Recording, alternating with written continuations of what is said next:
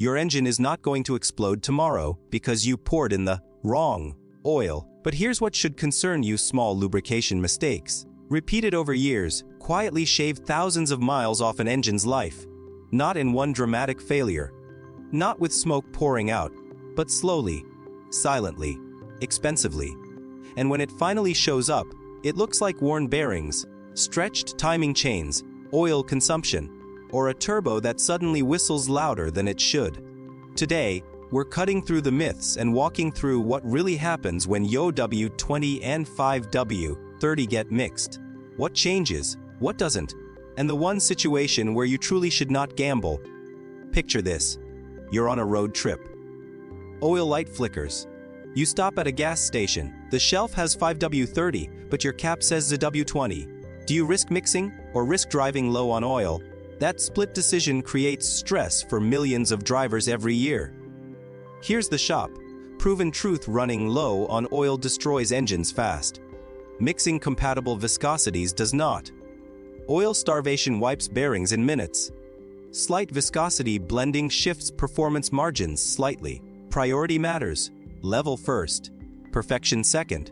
But that's only the beginning. Manufacturers specify one viscosity for reasons that go beyond basic lubrication, fuel economy certification, emissions compliance, cold start testing, warranty consistency. In markets like the United States, 0W-20 is often chosen to meet fuel economy targets. Yet in other regions, the exact same engine hardware may list 5W-30 as acceptable. Same pistons, same crankshaft, different regulatory environment. That tells you something important.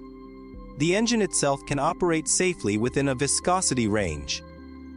But modern engines are tightly calibrated machines. Low tension piston rings, narrow oil passages, variable valve timing actuators controlled by oil pressure, hydraulic chain tensioners. Small viscosity changes influence oil pressure curves. Oil pressure curves influence cam phasers. Cam phasers influence timing precision. See how it connects. Let's break down what actually changes when you mix. Suppose your engine calls for 0W-20 and you add 1 quart of 5W-30. At cold start, almost nothing dramatic happens. Both oils still flow well at normal winter temperatures. At operating temperature, your oil film thickness increases slightly. That can improve high heat protection marginally. Fuel economy may drop slightly. Oil pressure may rise slightly. Notice the pattern. Slight. Engines are not fragile glass ornaments. They operate within engineering safety margins. But repeat random blending over years, and you slowly move away from the calibration the engine was designed around. Long-term wear patterns are about consistency, not one-time events. Now let's talk about when mixing is completely fine. Emergency top-offs. Low oil during a long drive. Correct viscosity unavailable. Every major service manual prioritizes maintaining proper oil level. Mechanics recommend this because bearing damage from low oil happens quickly and is irreversible. Mixing compatible API, approved oils once in a while. That's chemically safe. Modern synthetics are engineered to be compatible under industry standards. The greater danger is driving half a quart low for months because you were afraid to mix. But here's where mixing becomes risky. Turbocharged engines. High heat, high shear stress. Turbochargers spin beyond 100,000 revolutions per minute. Oil lubricates and cools those bearings. Engines designed around 0W-20 expect a certain flow rate and pressure behavior.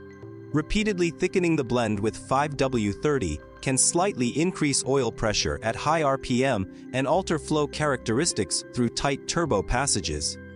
It won't explode overnight. But over 150,000 miles, small calibration shifts can compound. Precision engines reward predictability. Now let's address the classic debate: thicker oil equals better protection. It sounds logical. Thicker must mean stronger.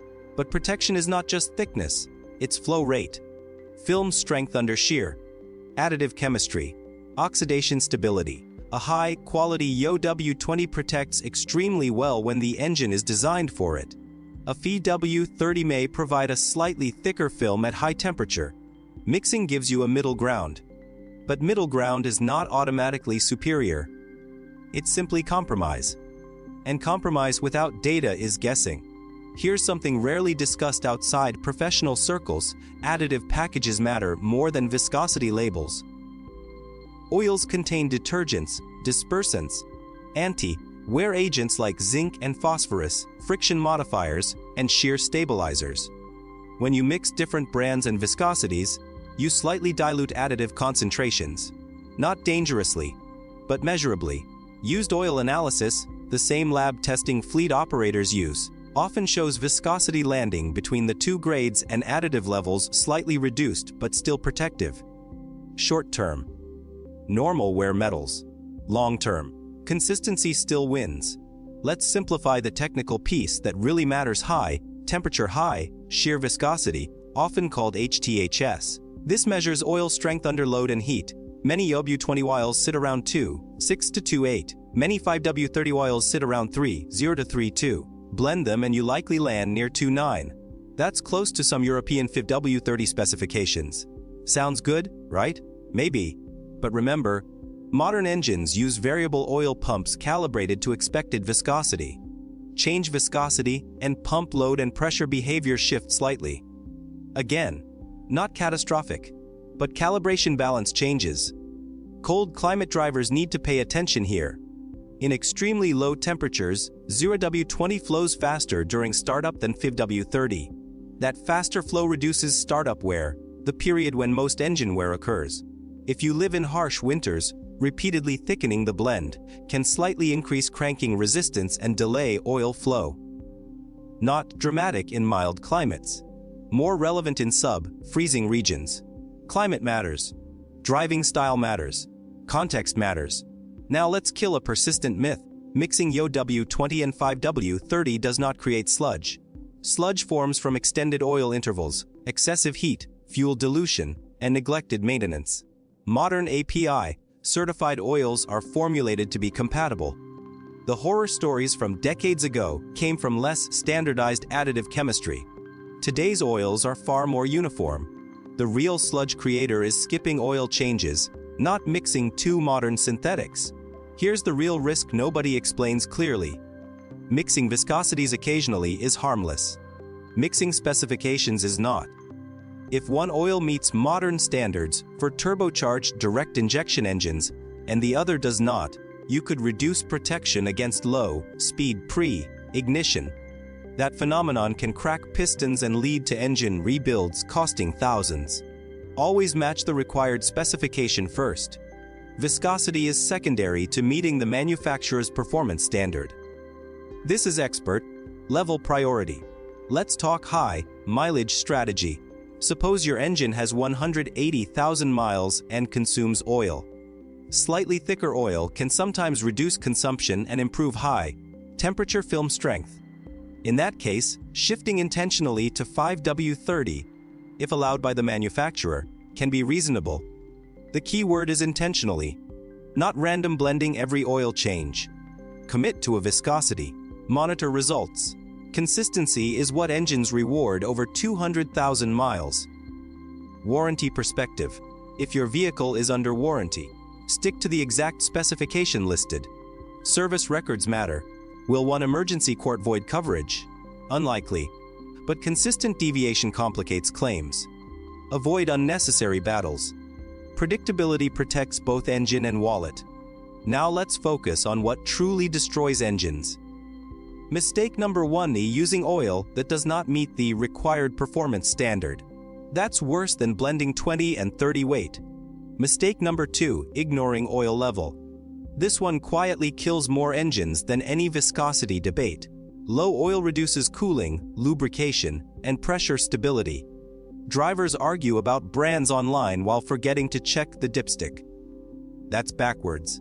Oil level is survival, viscosity is optimization. So what should you do? Calm answer. If you accidentally mix 0W-20 and 5W-30 once, relax. If you need to top off, use compatible oil and maintain level.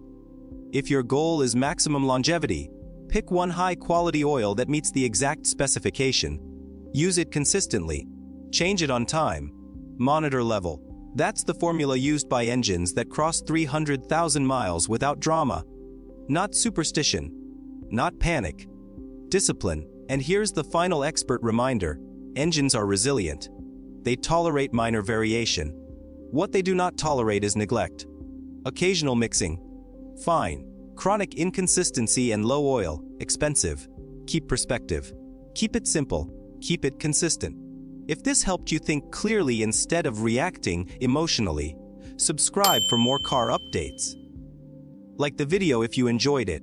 Share it with someone who still thinks mixing oil means instant engine failure. And comment your country along with the next car topic you want me to cover. I read every single one. And your real world experience makes these discussions even stronger.